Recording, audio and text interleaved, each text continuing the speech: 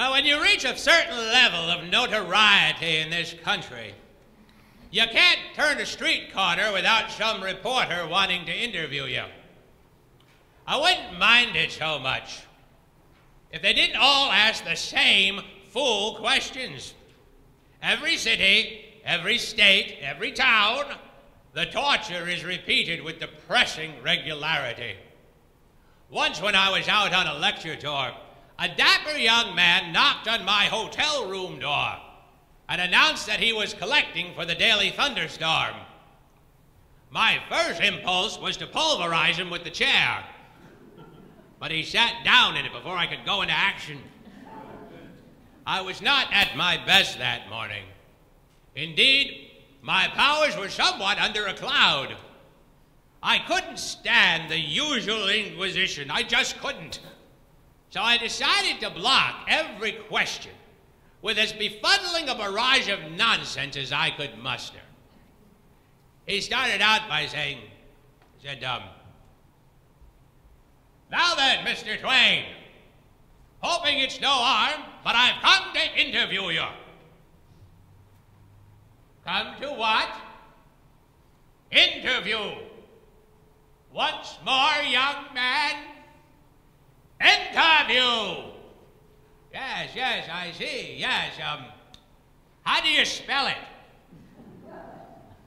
Spell what? Interview. Oh, my goodness, what do you want to spell it for? I don't want to spell it. I want to look up what it means. Look. Well, I can tell you what it means if you... Oh, all right, that will answer, and I'm much obliged to you, young man, much obliged. Interview. I-N-T. You spell it with an I? Well, certainly. How did you propose to spell it? Well, I hardly knew. I was going to nose around the dictionary a bit and hope I hit a picture of it. Well, they wouldn't have a picture of it in any dictionary.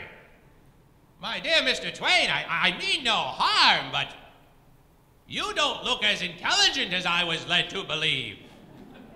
Oh, don't mention it. It has often been said I'm quite remarkable that way. Yes, people often speak of it with rapture.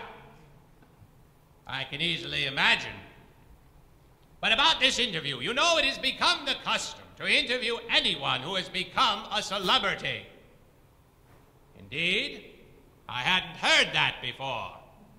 It must be very interesting. What do you do with it? Well, this is all very disheartening. The process is very simple. The interviewer asks questions, and the interviewed answers them. Will you let me ask you certain questions, calculated to bring out the salient points of your public and private life? Oh, with pleasure, but I must warn you, I have a very poor memory. I hope you will not mind that. Oh, it is quite all right, just as long as you'll do the best you can. I will. I'll put my whole mind to it. Good. Are you ready to begin? Ready. How old are you? 19. In June. Indeed? Well, I would have thought you to be much older than that. Thank you very much. Where were you born? In Missouri. When did you first begin to write? In, 1836. Well, how could that be if you're only 19 years old? I don't know. It does strike you as kind of curious somehow. It certainly does. Whom do you consider the most remarkable man you ever met? Oh, I would have to say Benjamin Franklin. Benjamin Franklin? Why, he died in the last century. How could you ever met Benjamin Franklin if you're only 19 years old?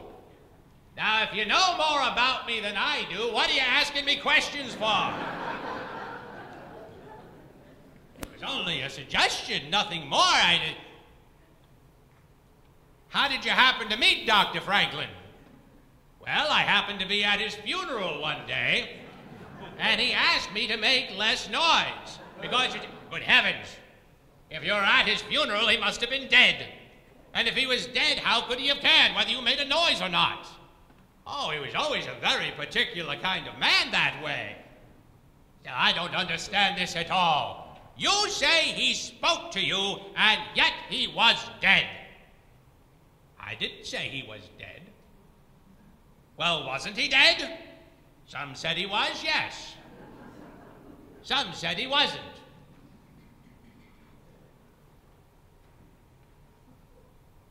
What did you think?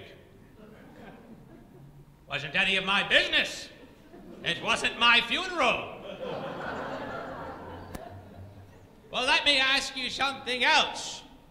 Have you any brothers or sisters?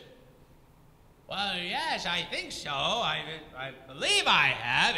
Well, that is the most extraordinary statement I have ever heard. I'm sure you have a brother. Haven't I heard somewhere that you have? Oh, yes, now that you mention it, there was a brother of mine.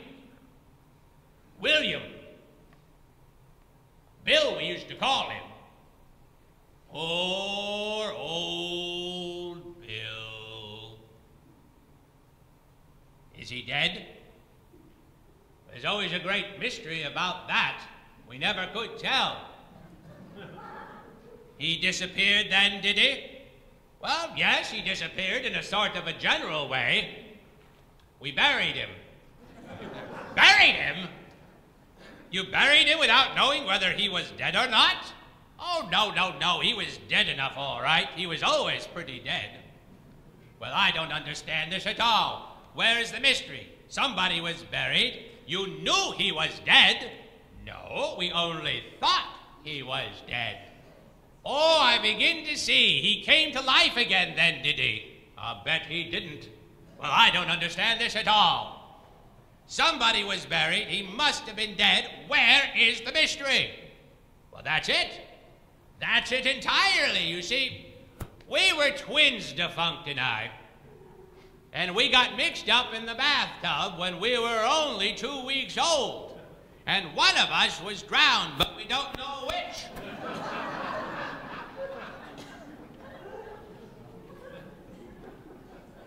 Some think it was Bill. Some think it was me.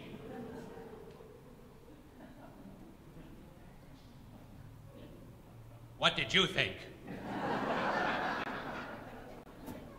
Well, I'd give whole worlds to know.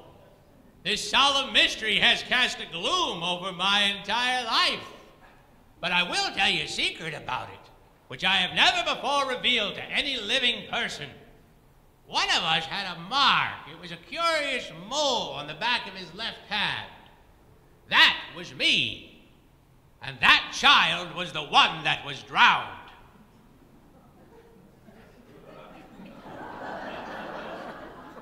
You were... I mean to say that... Very well, I don't see any reason for any more questions. You don't? Well, I do. I'd like to know how they could be such a plundering pack of fools as to go and bury the wrong child. But please, don't mention it where the family can hear of it. Heaven knows they've had heartbreaking trouble enough without adding this to the awful load. Well, thank you. Thank you for your trouble. Good day. And with that, the man left, taking a good deal of the door with him. And that night, in the local newspaper, I noticed the following caption under my picture. Deranged old man loose at local hotel. Harmless, if not roused up. Well, as I was saying, the interviewing process is usually quite troublesome, but taking all around, this was a sunny exception. I have since come up with a better way to discourage newspapers from asking for interviews. I simply tell them that my time is occupied all day with writing. And since talking is so much harder work, I do not wish to answer their questions unless the pay is going to be proportionately higher. Oh, my goodness, it's time to go. My feet are tired and you are tired. I came in 1835 with Halley's Comet. It's coming again pretty soon, and I expect to go out with it. It will be the greatest disappointment of my life if I do not go out with Halley's Comet. The Almighty has said, no doubt. Now, here are these two indefinable freaks. They came in together. They must go out together. I'm looking forward to that. Good afternoon, and thank you.